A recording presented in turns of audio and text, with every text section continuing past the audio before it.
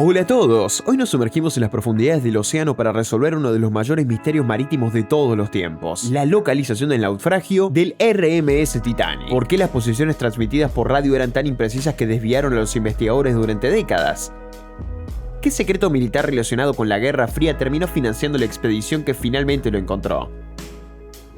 Y sobre todo, ¿qué método de detección completamente innovador permitió localizar el naufragio cuando todas las expediciones anteriores habían fracasado?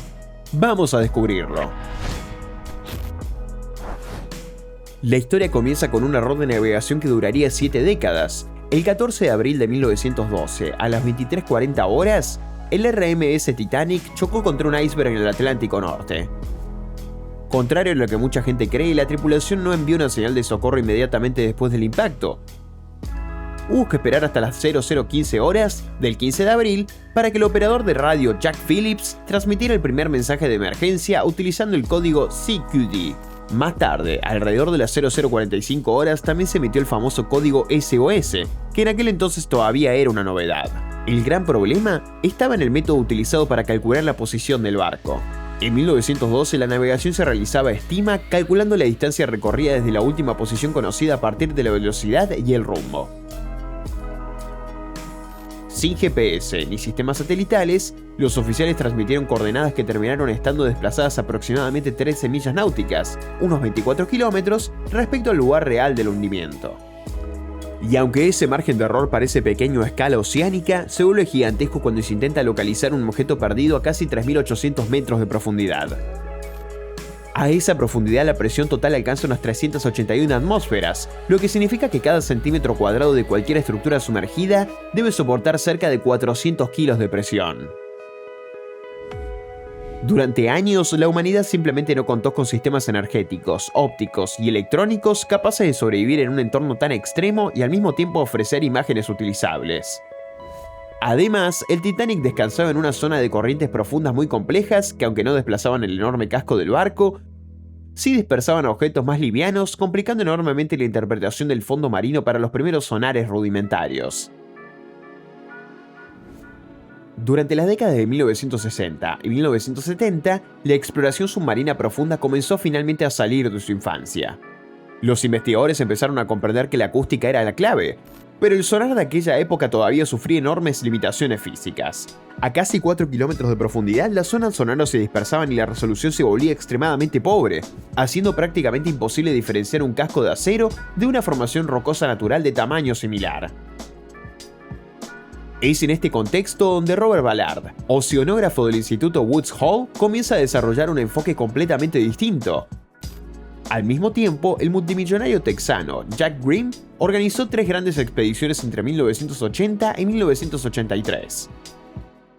Grimm era un personaje bastante excéntrico, conocido incluso por financiar investigaciones sobre el monstruo del lago Ness, algo que generaba bastante desconfianza dentro de la comunidad científica. Sus expediciones utilizaban sonares de barrido lateral que, aunque eran tecnología de punta para la época, estaban muy limitados para la accidentada topografía submarina llena de cañones y colinas de sedimentos. En varias ocasiones, Grimm afirmó haber encontrado indicios importantes, como una forma circular que identificó como una hélice del Titanic. Pero sin pruebas visuales de alta definición, aquellas afirmaciones quedaron reducidas a simples especulaciones. El fracaso de Grimm dejó al descubierto una realidad brutal. El Titanic no podía encontrarse por casualidad ni mediante un simple barrido acústico general. Era necesaria una estrategia basada en la física de los naufragios y en herramientas tecnológicas que en aquel momento solamente una gran potencia estatal podía proporcionar. Ballard comprendió rápidamente que para tener éxito necesitaban no solo sensores más avanzados, sino también un financiamiento gigantesco que las instituciones científicas civiles ya no podían sostener después de tantos fracasos. El punto de inflexión definitivo llegó en 1982, durante una reunión secreta entre Robert Ballard y la Marina de los Estados Unidos. La United States Navy tenía el dinero, pero también prioridades relacionadas con la seguridad nacional en plena Guerra Fría.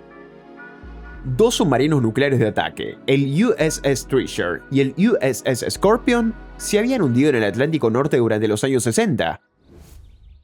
La Marina quería saber si sus reactores nucleares seguían siendo herméticos y si las tecnologías sensibles habían sido comprometidas durante la Guerra Fría.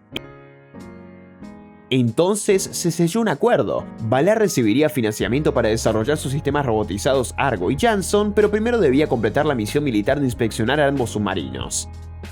Y fue justamente durante el análisis del USS Scorpion cuando Ballard hizo una observación que cambiaría absolutamente todo. Al estudiar cómo el submarino se había desintegrado bajo la presión extrema, descubrió que los restos no caían verticalmente formando un montón compacto. Por el contrario, las piezas más livianas, como tuberías, fragmentos metálicos o materiales aislantes, eran arrastradas por las corrientes durante el descenso, creando una larga estela de escombros que podía extenderse alrededor de 1 kilómetro. Ballard bautizó este fenómeno como la cola de cometa. Fue entonces cuando comprendió algo fundamental: buscar directamente el casco principal del Titanic era como intentar encontrar una moneda en medio de un estadio de fútbol completamente a oscuras.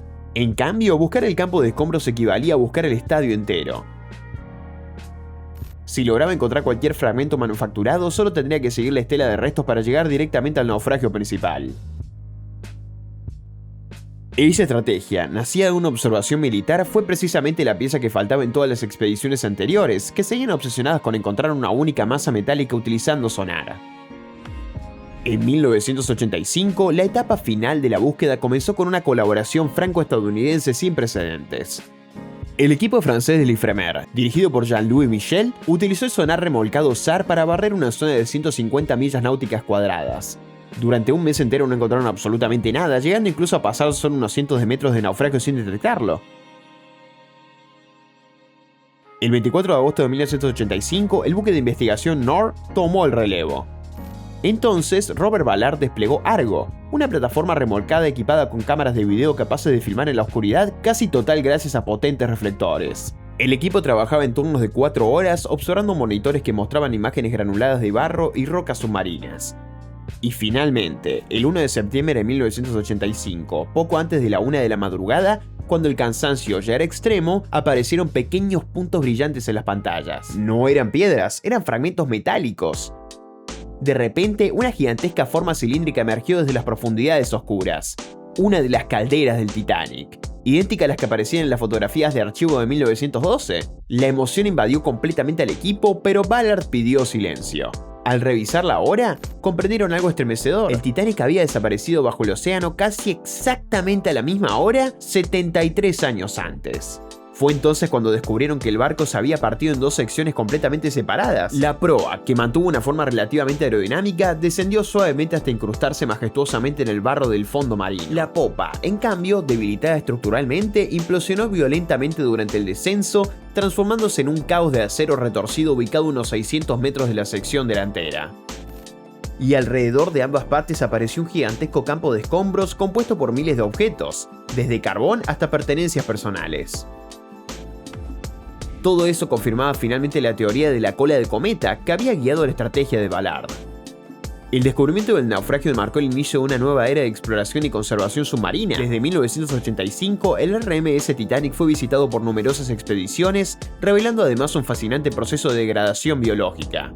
El acero del barco está siendo lentamente consumido por un ecosistema de bacterias, entre ellas Alomonas titanicae, capaces de transformar el metal en estructuras frágiles conocidas como rusticles. Se estima que esas bacterias consumen varias decenas de kilos de hierro por día, lo que significa que el naufragio terminará colapsando gradualmente con el paso del tiempo. Este proceso natural abrió un intenso debate ético. ¿Deberían recuperarse objetos para preservarlos en museos o habría que dejar intacto el sitio por respeto a las más de 1500 víctimas? Robert Ballard siempre defendió que el Titanic debía ser tratado como un memorial inviolable, comparándolo incluso con un cementerio militar.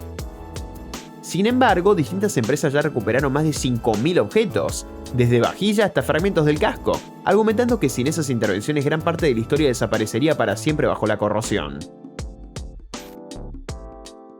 Hoy en día la tecnología permite incluso crear gemelos digitales del naufragio utilizando fotogrametría de alta definición, capturando cada remache y cada grieta con precisión milimétrica. Así, incluso cuando el acero termine desapareciendo, la estructura del Titanic podrá seguir existiendo de forma virtual para futuras generaciones. Lo que comenzó con un simple error de navegación en 1912, terminó convirtiéndose en el símbolo de nuestra capacidad para explorar los entornos más hostiles del planeta, demostrando que incluso en las profundidades más oscuras del océano, la historia siempre termina saliendo a la superficie. Y así termina este análisis. Gracias por acompañarnos hasta el final. Si te gustó el video, no dudes en dejar un like y contarnos en los comentarios qué opinas sobre esta fascinante historia. Se vienen nuevos videos muy pronto, así que no olvides suscribirte al canal y activar la campanita para no perderte nada. ¡Hasta la próxima!